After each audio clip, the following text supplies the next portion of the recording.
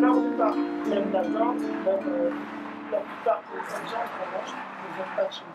Elles ont dû traverser l'océan. Le blé, il venait de Turquie, de Syrie, par là. De quoi? Tout ce qui nous permet de faire du pain. Le potimarron, il est japonais. Je crois, je sais pas si c'est comme ça. Les carottes, c'était d'Europe. Ouais, les carottes, il y en a toujours eu en Europe. Alors les fraises, il y en avait en Europe. Donc on va voir la mille-pain maintenant, oui. Allez.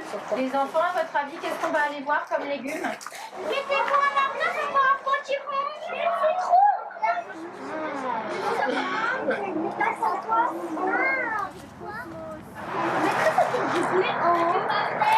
Oui, on dirait du blé, mais Donc le maïs, c'est une céréale.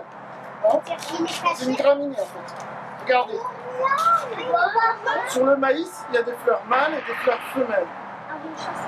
Ça, c'est la fleur femelle. Ça, c'est la fleur mâle. Et on ne peut pas faire pousser un pied de maïs tout seul. On est obligé d'en mettre plusieurs les uns autour des autres. Parce que qui est-ce qui met le pollen? Vous savez, le pollen, c'est ce qu'il y a sur les fleurs mâles. Qui est-ce qui met le pollen de la fleur mâle sur la fleur femelle? Oui, c'est le vent. Pour le maïs, c'est le vent qui pollinise. Alors, on va regarder. Celle-ci, c'est pareil. Ça, c'est la butternut. Donc c'est une coupe. Ça, c'est la fleur mâle. Ici, c'est là que se trouvait la fleur femelle. C'est pareil, sur les butternuts, il y a des fleurs mâles et femelles. Sur l'école? Et cette fois-ci, qui est-ce qui amène le pollen de la fleur mâle à la fleur femelle? À l'école, il y a des abeilles? Les abeilles. Est-ce qu'il n'y a que les abeilles qui font ça? Non. Les guêpes? Non, les guêpes, ça les intéresse Oui. pas. Je sais. Des Les petites papillons. oui, les papillons. ça, c'est quoi comme plante, les enfants? Et c'est haricot? Voilà. Et les haricots, vous avez vu qu'est-ce qu'ils ont fait? Vous avez vu que le haricot, il a grimpé autour du maïs, là? Ah oui. La tige jaune, c'est le maïs, et le haricot, il est monté tout autour. On va voir une Donc fleur. on regarde à l'intérieur. Le haricot a une particularité, des petites boules blanches là comme ça. À l'intérieur des petites boules, il distribue de la nourriture, il met du sucre dedans. Et en échange, il y a des bactéries qui viennent, qui s'installent et qui prennent l'azote qu'il y a dans l'air. Là, il y a plein d'azote dans l'air. Et avec ça, il fabrique un engrais très très important qu'on appelle des nitrates. Quand on n'a pas ça, la seule autre solution, c'est de fabriquer des engrais de synthèse. Tous les paysans que vous avez autour de vous utilisent des engrais qu'ils achètent, qui leur coûtent très très cher, et qui font ce que fait le haricot gratuitement. Pour faire ça, pour faire ce que fait le haricot avec un microbe, il faut énormément de gaz. Ça, c'est gratuit. Donc en premier, on sème le maïs. Quand il est haut comme ça, on met les graines de haricots. Dès que les haricots sont sortis, on sème les graines de courge.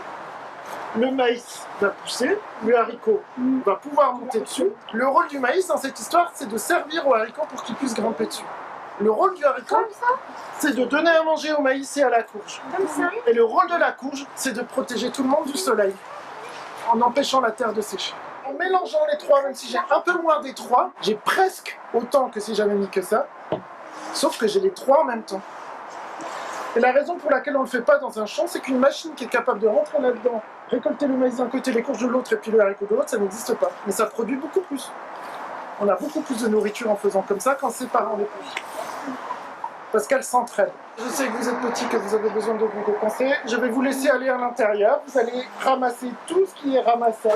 Et on pose là. Oui, on les De toute lavera. façon, tu vas pas pouvoir cueillir avec une fleur dans les mains. Regarde, c'est ça que tu dois chercher, la rame. Ça ressemble à ça. Alors, va voir si t'en trouves. C'est trop pastèques. C'est trop cool.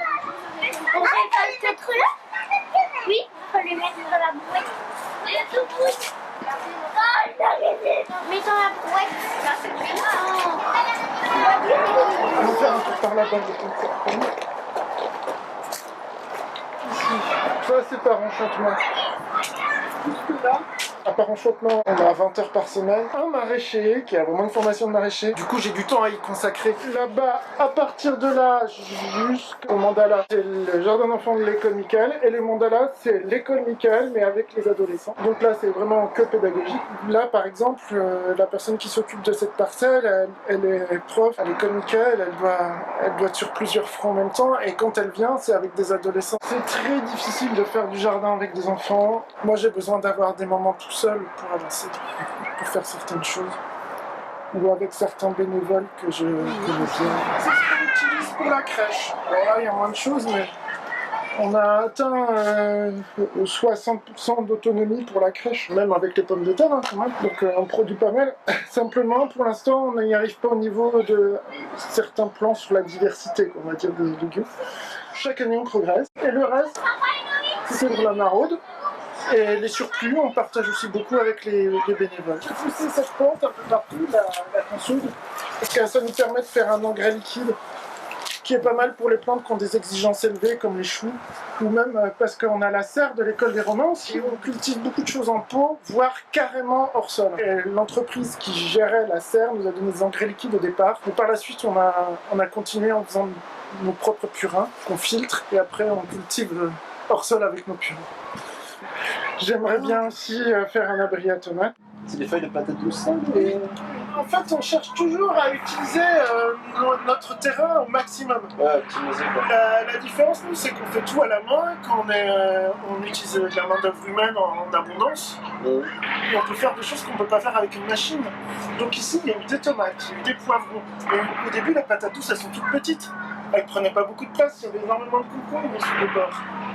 Et là maintenant, Et au fur et à mesure qu'elles ont pris de plus en plus de place, on a enlevé le reste. Mais on a toujours fait en sorte que tout soit exploité au maximum. Et au printemps aussi, vous avez des rangées de brocolis et de choux-fleurs qui sont tout petits, qui seront repiqués au cours d'année à l'extérieur. On fait en sorte qu'il y ait toujours quelque chose. On a vraiment un objectif de production. Hein.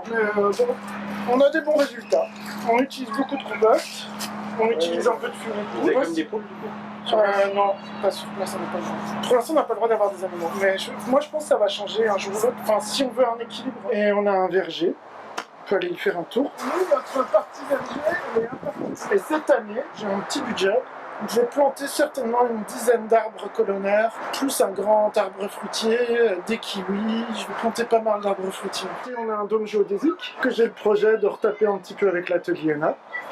Mais il a besoin d'un petit coup de frais, de couleur, de lumière.